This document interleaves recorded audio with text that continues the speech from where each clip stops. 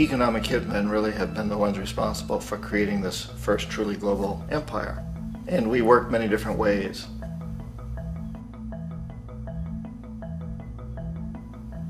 But perhaps the most common is that we will identify a country that has resources our corporations covet, like oil, and then arrange a huge loan to that country from the World Bank or one of its sister organizations.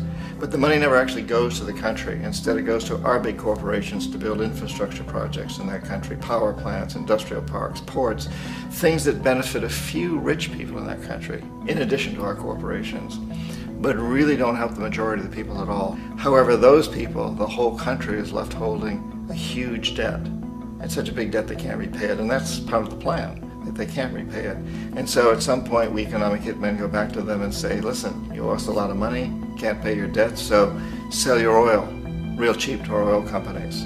Allow us to build a military base in your country, or send troops in support of ours to someplace in the world like Iraq, or vote with us on the next UN vote.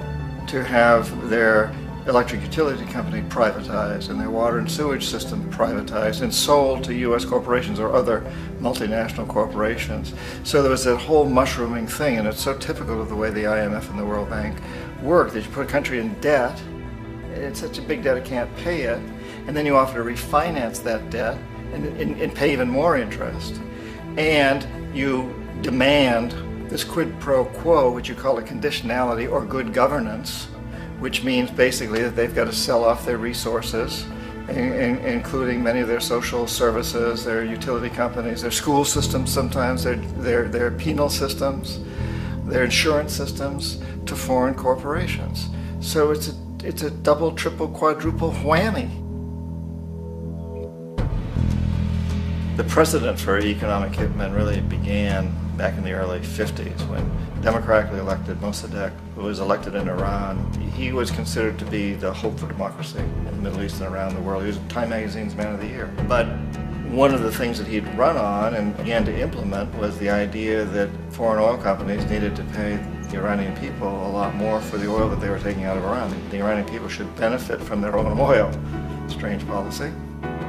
We didn't like that, of course. But we were afraid to do what we normally were doing, which was to send in the military. Instead, we sent in one CIA agent, Kermit Roosevelt, Teddy Roosevelt's relative. And Kermit went in with a few $1 million and was very, very effective and efficient. And in a short amount of time, he managed to get Mossadegh overthrown and brought in the Shah of Iran to replace him, who always was favorable to oil. And it was extremely effective. Bombs overflow Tehran. Army officers shout that Mossadegh has surrendered and his regime as virtual dictator of Iran is ended. Pictures of the Shah are paraded through the streets as sentiment reverses. The Shah is welcomed home. So back here in the United States, in Washington, people looked around and said, wow, that was easy and cheap. So this established a whole new way of manipulating countries, of creating empire. The only problem with Roosevelt was that he was a card-carrying CIA agent, and had he been caught, the ramifications could have been pretty serious.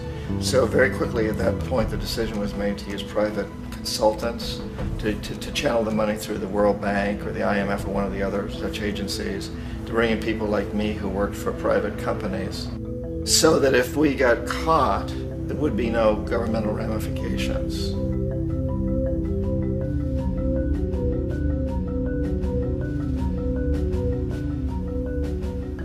When Arbenz became president of Guatemala, the country was very much under the thumbs of United Fruit Company, the big international corporations. And Arbenz ran on this ticket that says, you know, we want to get the land back to the people. And once he took power, he was implementing policies that would do exactly that, give land rights back to the people. United Fruit didn't like that very much. And so they hired a public relations firm, launched a huge campaign in the United States to convince the United States people, the citizens of the United States, and the press of the United States, and the Congress of the United States, that Arbenz was a Soviet puppet, and that if we allowed him to stay in power, the Soviets would have a foothold in this hemisphere. And that, at that point in time, was a huge fear on everybody's mind, the Red Terror, the Communist Terror. And so, to make a long story short, Out of this public relations campaign came a commitment on the part of the CIA and the military to take this man out. And in fact, we did. We sent in planes, we sent in soldiers, we sent in jackals, we sent everything in to take him out, and did take him out. And as soon as he was removed from office, the new guy that took over after him basically reinstated everything to the big international corporations, including United Fruit.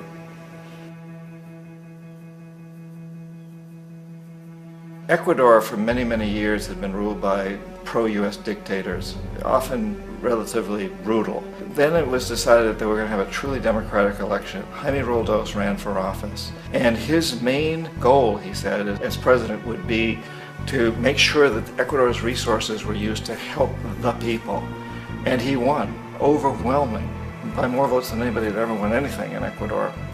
And he began to implement these policies to make sure that the profits from oil went to help the people. Well, we didn't like that in the United States. I was sent down as one of several economic hitmen to change Roldos, to corrupt him, to bring him around, to let him know, okay, you can get very rich, you and your family, if you play our game, but if you continue to try to keep these policies you've promised, you're going to go. He wouldn't listen. He was assassinated. As soon as the plane crashed, the whole area was cordoned off. The only people allowed in were U.S. military from a nearby base and some of the Ecuadorian military. When an investigation was launched, two of the key witnesses died in car accidents before they had a chance to testify. A lot of very, very strange things that went on around the assassination of Jaime Roldos.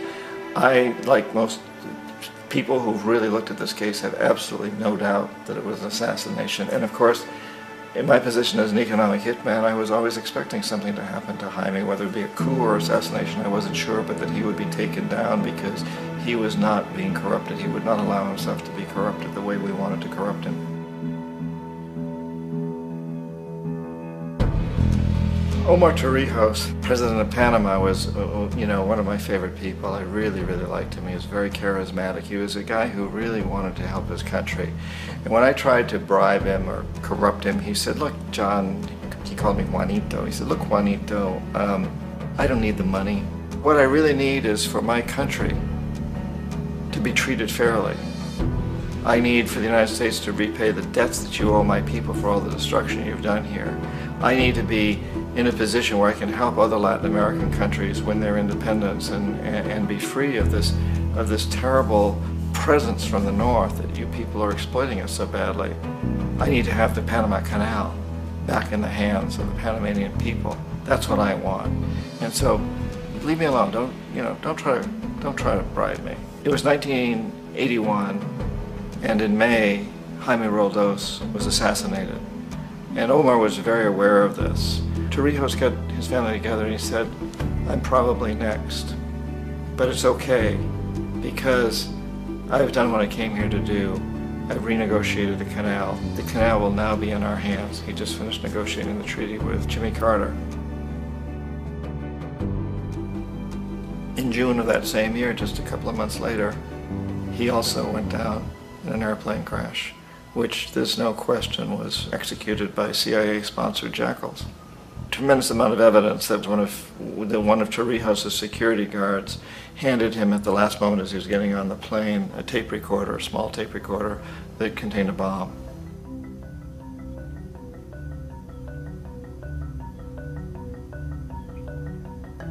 It is interesting to me how this system has continued pretty much the same way for years and years and years, except the economic hitmen have got better and better and better. Then we come up with, very recently, what happened in Venezuela. In 1998, Hugo Chavez gets elected president, following a long line of presidents who had been very corrupt and basically destroyed the economy of the country. And Chavez was elected amidst all that.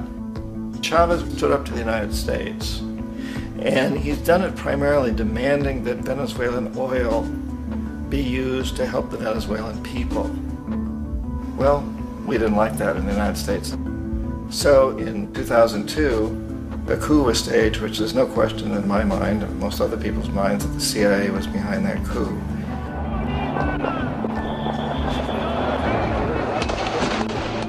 The way that that coup was fomented was very reflective of what Kermit Roosevelt had done in Iran, of paying people to go out into the streets, to riot, to protest, to say this Chavez is very unpopular. You know, if you can get a few thousand people to do that, television can make it look like it's the whole country, and things start to mushroom. Except in the case of Chavez, he was smart enough, and the people were so strongly behind him that they overcame it, which was a phenomenal moment in the history of Latin America.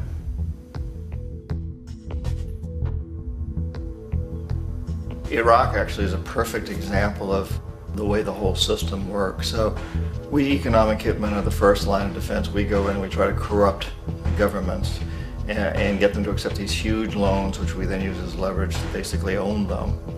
If we fail, as I failed in Panama with Omar Torrijos and in Ecuador with Jaime Roldos, men who refused to be corrupted, then the second line of defense is we send in the jackals. And the jackals either overthrow governments or they assassinate.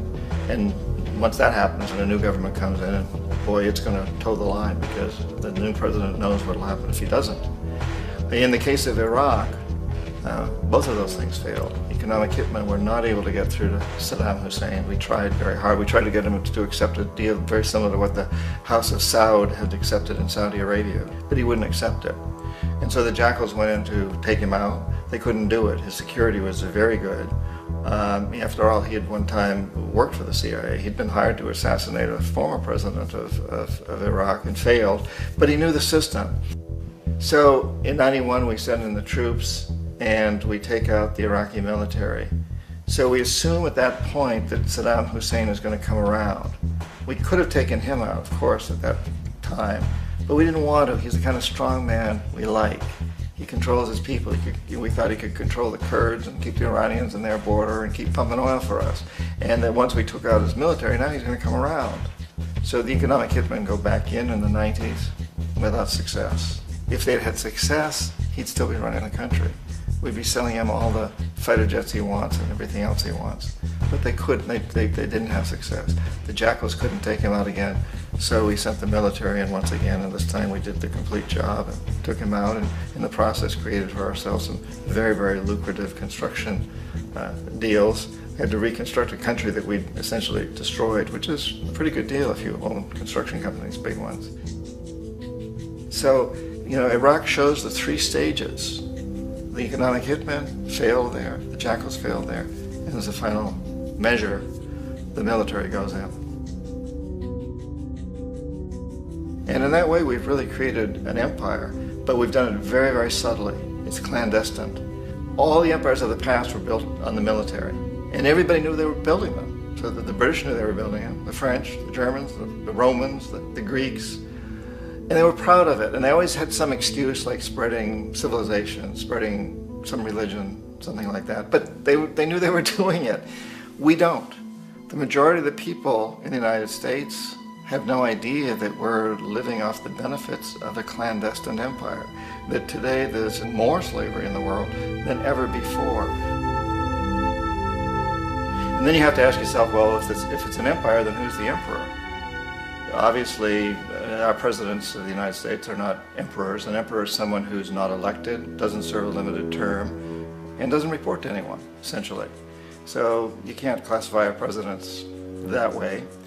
But we do have what I consider to be the equivalent of the emperor, and it's what I call the corporatocracy.